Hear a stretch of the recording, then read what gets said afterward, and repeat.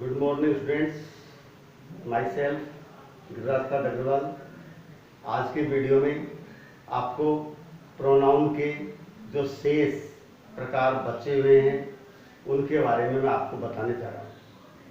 पिछले वीडियो में मैंने आपको प्रोनाउन के 3 प्रकारों के बारे में बताया था, चौथा प्रकार भी बताया था, उसमें डेमोन्स्ट्रेटिव प्रोनाउन था। तो कुल मिला के 4 प्रकार के बारे में मैंने आपको पिछले वीडियो में बताया था। पहला था हमारा पर्सनल प्रोनाउन, दूसरा था हमारा रिफ्लेक्सिव प्रोनाउन, तीसरा एम्फेटिक प्रोनाउन और चौथा हमने डेमोन्स्ट्रेटिव प्रोनाउन के बारे में पढ़ा। अब इस बिंदु को आगे बढ़ाते हुए मैं प्रोनाउन के अन्य जो 5 प्रकार और हैं जिनके बारे में आपको संक्षिप्त में बताने जा रहा हूँ।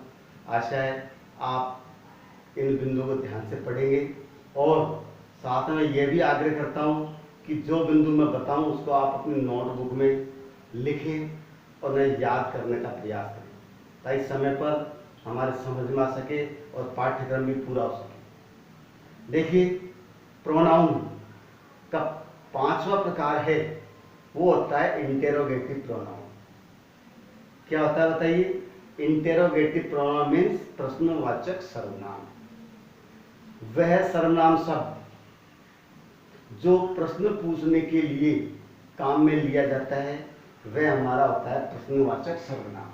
यहां मैं लिख रहा हूं आपके सामने प्रश्नवाचक सर्वनाम। एक प्रकार से हम इनको क्वेश्चन वर्ड के नाम से भी जानते हैं। इंटेरोगेटिव प्रोनाउन प्रश्नवाचक शब्द सर्वनाम, इसमें example who, whom, whose, which, when ऐसे शब्द आते हैं। ये शब्द सामान्यतः हमारे प्रश्न पूछने के काम में आते हैं, इसलिए वे प्रश्नवाचक सर्वनाम कहा जाता है।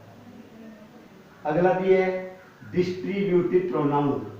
इसका अर्थ होता है प्रत्येक वाचक सर्वनाम। प्रत्येक वाचक सर्वनाम सबके समझ में आया होगा। डिस्ट्रीब्यूट करना मतलब विभाजित करना। डिस्ट्रीब्यूट से डिस्ट्रीब्यूटिव बनाए।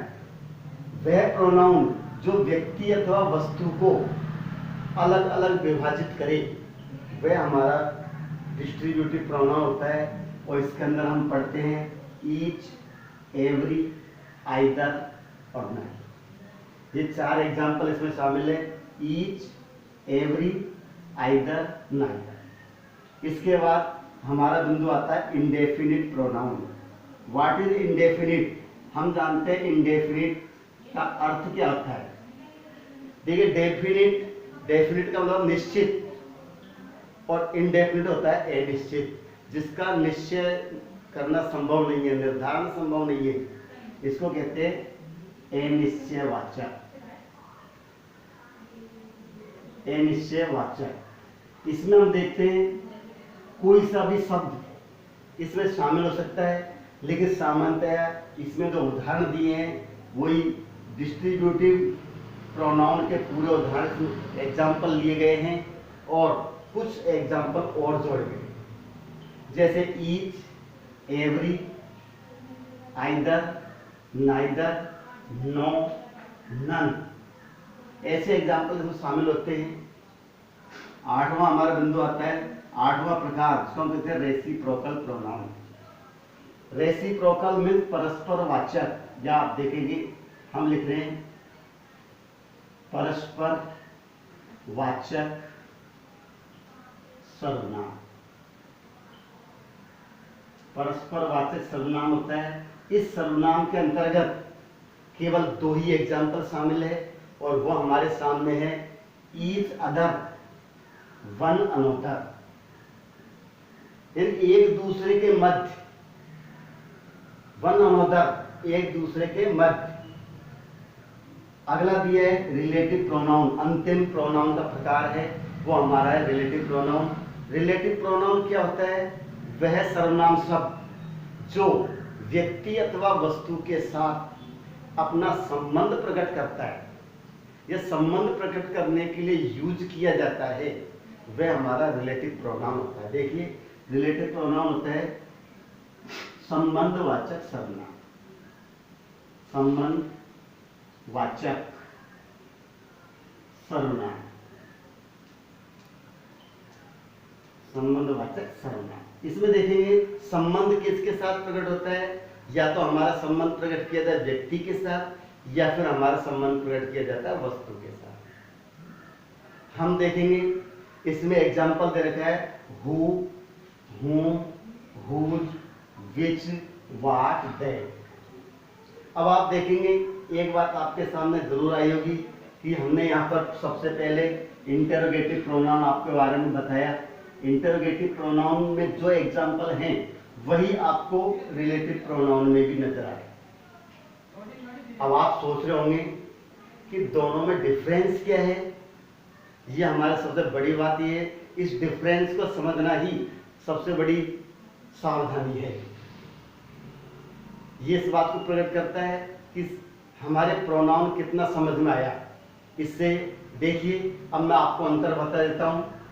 इंटरोगेटिव प्रोनाउन ये प्रश्न पूछने के लिए यूज किया जाता है, जबकि रिलेटिव प्रोनाउन व्यक्ति अथवा वस्तुओं के साथ संबंध प्रकट करने के लिए इसका यूज किया जाता है।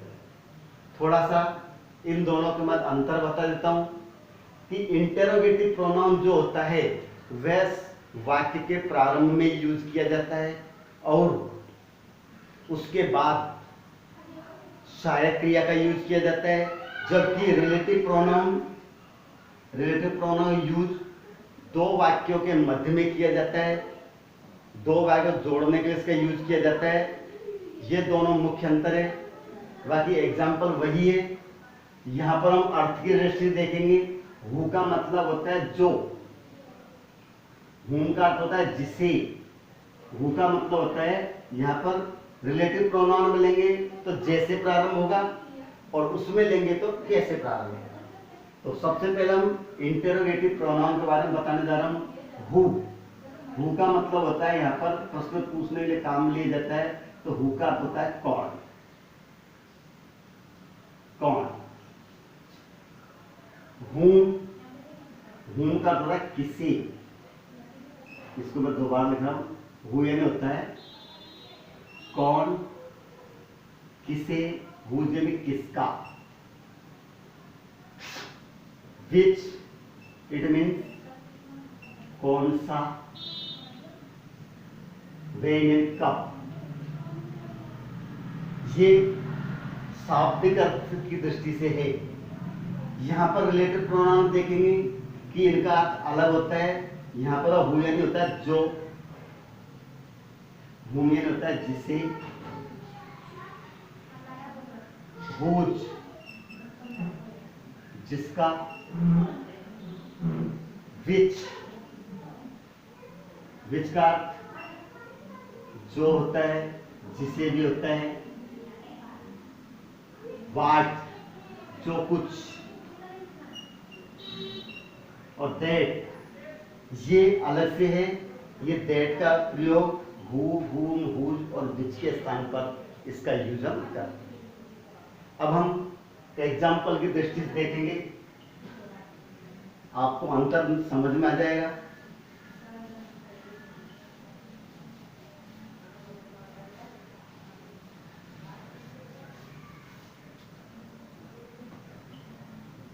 जैसे हमने लिख दिया who is your class teacher. Who is your class teacher. यहां पर हु शब्द का यूज प्रश्न पूछने के लिए किया गया है, तो यहां पर हु का अर्थ हो गया कौन।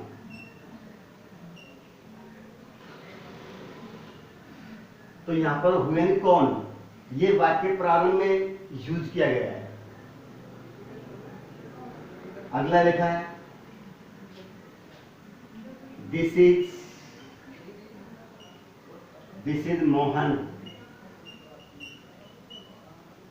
Who taught me English. This is Mohan who taught me English. यहां पर भी हु शब्द का यूज है, यहाँ पर यू शब्द है, लेकिन यहाँ पर हु का अर्थ होता है जो। दिस इज मोहन, यह मोहन है जो मुझे अंग्रेजी पढ़ाता था। This is Mohan who taught me English, जो मुझे अंग्रेजी पढ़ा। तो अंतर स्पष्ट हो गया। हु का अर्थ, हु का यूज प्रारंभ में किया गया है तो प्रश्नवाचक सर्वनाम, और मध्य में किया गया है तो ये हो गया हमारा रिलेटिव प्रोनाउन। इस प्रकार से इन दोनों में थोड़ा अंतर होता है। एग्जाम्पल सेम है, प्रश्नवाचक प्रोनाउन में शब्द प्रारंभ में आता है और रिलेटिव प्रोनाउन में ये एग्जाम्पल जो शब्द है वाक्य मध्य में यूज किया जाता है।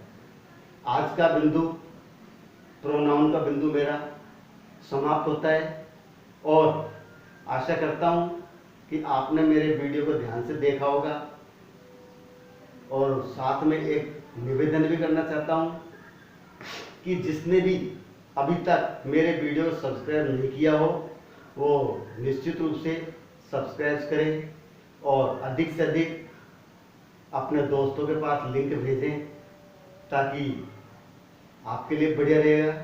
धन्यवाद।